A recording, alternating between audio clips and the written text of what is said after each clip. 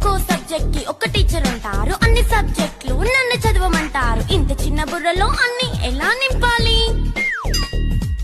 Class work, home work, fair notes అంటారు. Subject కి 3 books పెట్టి బ్యాగ్ నింపుతారు. ఇన్ఫాక్ట్ నా బరువు కన్నా నా బ్యాగ్ బరువే ఎక్కువ.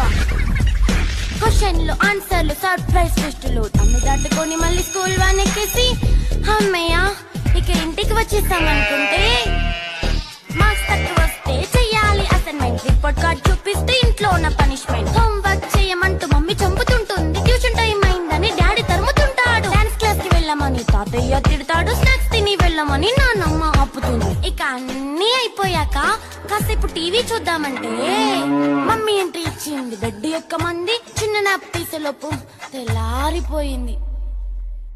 అయ్యో మళ్ళీ మొదలు ఈ స్కూల్ కష్టాలు.